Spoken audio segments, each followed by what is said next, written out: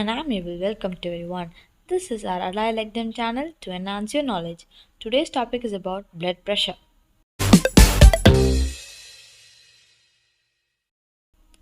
Arterial blood pressure is defined as the lateral pressure exerted by the column of blood on the walls of arteries. The pressure is exerted when the blood flows through the arteries. Arterial blood pressure is expressed in four different terms. There are systolic blood pressure, diastolic blood pressure, pulse pressure, and the mean arterial blood pressure. Systolic blood pressure is defined as the maximum pressure exerted in the arteries during systole of the heart, that is, contraction period. Normally, the systolic pressure ranges from 110 to 140 mmHg. Diastolic blood pressure. This is defined as a minimum pressure exerted in the arteries during diastole of the heart, that is, relaxation period. So, normally, this ranges between 60 to 80 mmHg. Pulse pressure. Pulse pressure is the difference between the systolic pressure and the diastolic blood pressure. Mean arterial blood pressure. So, the mean arterial blood pressure is the average pressure existing in the arteries. This is not the arithmetic mean of systolic and diastolic pressures.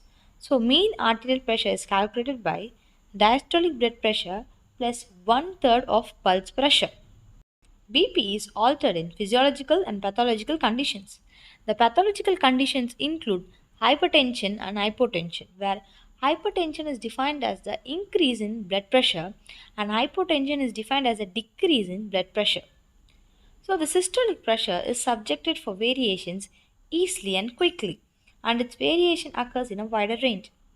Diastolic pressure is not subjected for easy and quick variations, and its variation occurs in a narrow range. Physiological variations, which include age. The arterial blood pressure increases as the age advances. So, the systolic blood pressure and the diastolic blood pressure in different ages are being listed below. 6. In females up to a period of menopause, arterial blood pressure is 5 mmHg less than in males of the same age. After menopause, the pressure in female becomes equal to male. Body build. So, pressure is more in obese patients than in lean patients. Diurnal variation. In early morning, the pressure is slightly low. It gradually increases and reaches the maximum at noon and also becomes low in the evening. After meals, arterial blood pressure is increased for few hours after meals due to the increase in cardiac output. During sleep, usually the pressure is reduced up to 15 to 20 mmHg during deep sleep.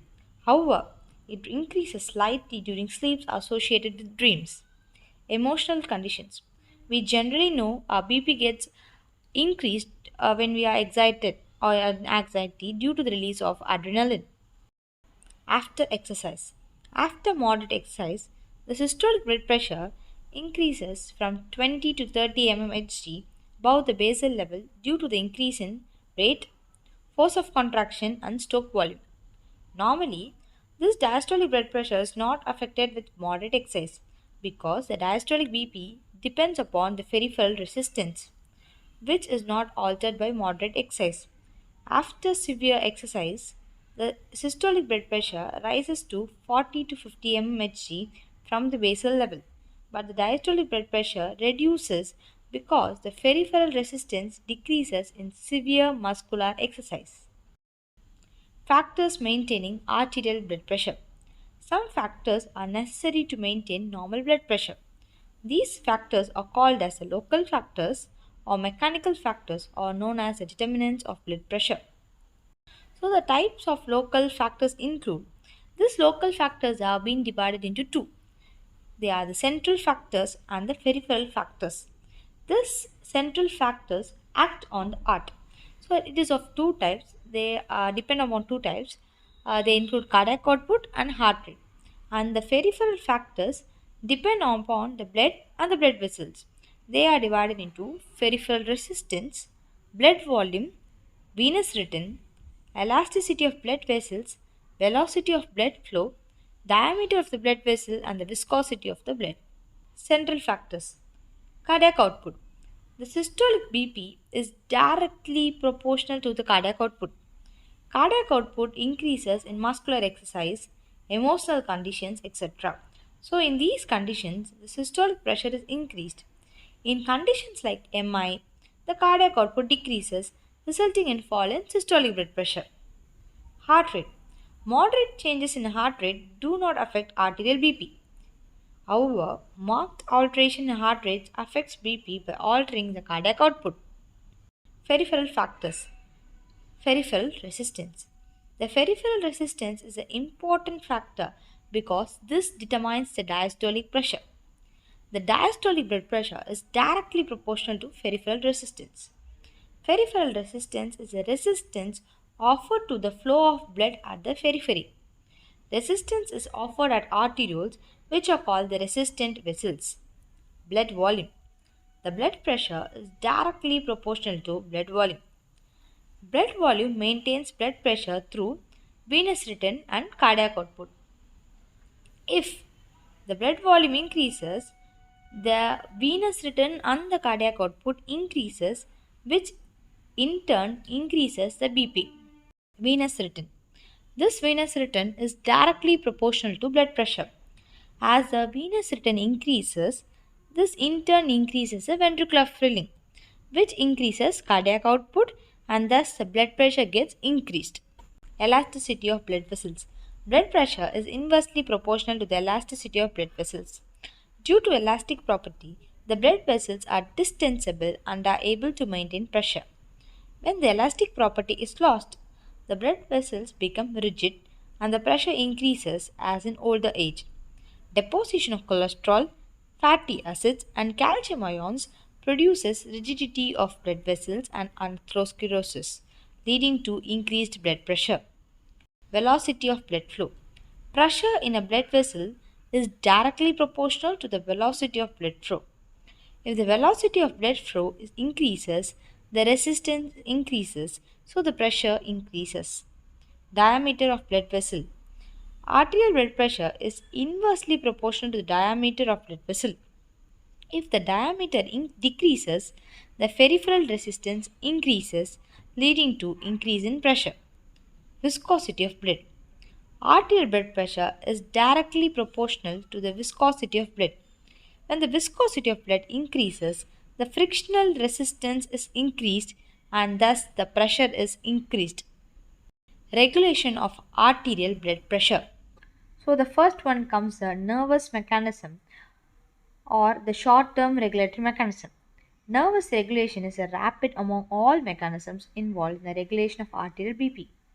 When the pressure is altered, nervous system brings the pressure back to normal within few minutes. Although the nervous mechanism is quick in action, it operates only a short period of time and then adapts to the new pressure. Hence, it is called short-term regulation. The nervous mechanism regulating the arterial blood pressure operates through the vasomotor system. Next comes the renal mechanism for the regulation of BP or the long-term regulation. Kidney plays an important role in long-term regulation of arterial BP. When the blood pressure alters slowly in several days, months or years, the nervous mechanism adapts to the altered pressure and loses the sensitivity for the changes. It cannot regulate the pressure anymore. In these conditions, the renal mechanism operates efficiently to regulate the blood pressure. Therefore, it is called as long-term regulation.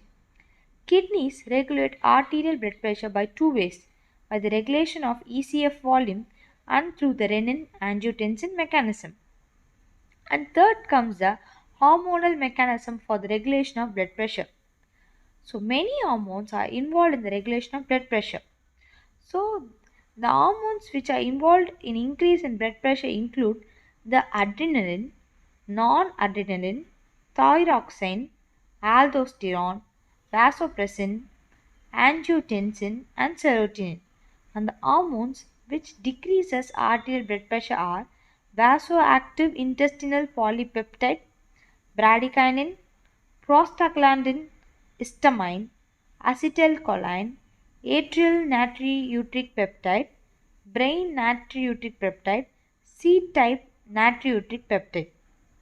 And the next comes the local mechanism for the regulation of BP. In addition to nervous, renal, and hormonal mechanism, some local substances also regulate BP. The local substances regulate BP by vasoconstriction and vasodilation. Measurement of arterial blood pressure. Blood pressure was first measured in Oz by Stephen Hales with a long tube of about 9 feet length. Later, Poisson reduced the length of the tube to 1 feet and used mercury to balance a column of blood. In 1847, Ludwig placed a float on the top of mercury column and made continuous recording possible. Introduction of rubber tubing, anesthesia, and manometer enabled the accurate measurement of BP. So BP is measured by two methods. They are the direct method and indirect method. Indirect method. Apparatus used to measure blood pressure is known as sphygmomanometer. Along with this, stethoscope is also necessary to measure blood pressure. Principle. When an external pressure is applied over the artery, the blood flow through it is obstructed, and the pressure required to cause occlusion of blood flow indicates the pressure inside the vessel. Procedure. Brachial artery is usually chosen because of convenience. The arm cuff of the sphygmomanometer is tied around the upper arm above the cubital fossa. The cuff should not be too tight or too loose. It is connected to the sphygmomanometer. Blood pressure can be measured in three methods. They are the palpatory method, auscultatory method, and the oscillatory method. Palpatory method. First, the radial pulse is felt. While feeling the pulse, the pressure is increased in the cuff by inflating air into it. This is done with the help of hand pump. While doing this, the mercury column in the sphygmomanometer shows the pressure in the cuff. When the pressure is increased in the arm cuff, the brachial artery is compressed and the blood flow is obstructed. So, the radial pulse disappears. When the radial pulse disappears, the pressure is further increased by 20 mmHg. Then the pressure in the cuff is slowly reduced by releasing the valve of the hand pump. This is done by feeling the pulse and simultaneously watching the mercury column in the apparatus. The pressure is noted when the pulse reappears. This pressure indicates the systolic pressure. The disadvantage of this method is that the diastolic blood pressure cannot be measured. Auscultatory method. Auscultatory method is the most accurate method to determine arterial blood pressure. After determining the systolic pressure in palpatory method, the pressure in the cuff is raised to 20 mmHg above the level so that the brachial artery is occluded due to compression. Now, the chest piece of the stethoscope is placed on the antecubital fossa and the arm cuff is slowly deflated. While doing so, a series of sounds are heard through the stethoscope. These sounds are known as Korakov Sounds. These sounds have 5 phases. First phase, appearance of tapping sound. While decreasing the pressure from the arm cuff, the occlusion of the artery is relieved, and when blood flow starts through the artery, the first sound appears. In normal person, it appears when the pressure is reduced to 120 mmHg. It is a clear tapping sound. Appearance of tapping sound indicates systolic pressure. When the pressure is reduced further 10 mmHg from the initial level, this sound slowly becomes louder. Second phase, appearance of murmuring sound. Following the clear tapping sound, a murmuring sound is heard when the pressure is reduced further 15 mmHg. The third phase, the appearance of gong sound. After the murmuring sound, a very clear and a louder sound is heard. It is heard while reducing the pressure by another 15 mmHg. Fourth phase, appearance of muffled sound. Next to the gong type sound, a mild and a muffled sound is heard when the pressure is decreased further 5 mmHg. Fifth phase, disappearance of the muffled sound. Disappearance of this sound indicates diastolic pressure. Thus, in auscultatory method, the appearance of clear tapping sound during first phase indicates systolic pressure, and the disappearance of muffling sound in the fifth phase shows diastolic pressure. Oscillatory method. When the pressure in the arm cuff is increased above the level of systolic pressure, the artery is occluded due to compression. At this stage, the mercury column in the manometer remains static. When the pressure is gradually reduced, some oscillations occur at the top of the mercury column. While deflating the curve further, the amplitude and duration of oscillation increases suddenly. It denotes systolic pressure. When the cuff pressure is reduced further, the amplitude and duration of oscillation is reduced. It reflects diastolic pressure. Because of its inaccuracy, this method is not followed in clinical routine practice. By connecting the manometer to appropriate recording device, the oscillation of the mercury column can be recorded graphically. Venous pressure. Venous pressure is the pressure exerted by the blood in the veins. The pressure in the vena cava and the right atrium is called central venous pressure. The pressure in the peripheral vein is called peripheral venous pressure. Pressure is not same in all the veins. It varies in different veins in the extremities of the body and also varies from central veins to peripheral veins. Venous pressure in the extremities of body. Venous pressure is less in parts of the body above the level of heart and more in parts below the level of heart. Pressures in jugular vein is 5.1 mmHg and dorsal venous arch of the foot is 13.2 mmHg. Venous pressure in central and peripheral veins. Pressure is greater in peripheral veins than in central veins. Antecubital vein 7.1 mmHg and the superior vena cava has 4.6 mmHg. Variations of venous pressure. Physiological variations. Venous pressure increases in changing from standing to supine position, tilting the body, Valsalva mania, contraction of abdominal and limb muscles, effect of gravity during prolonged traveling or standing, excitement. Pathological variations. Venous pressure increases in low cardiac output, congestive heart failure, venous obstruction, failure of valves in veins, paralysis of muscles, immobilization of body parts, renal failure. Venous pressure decreases in severe hemorrhage and surgical shock. Capillary pressure.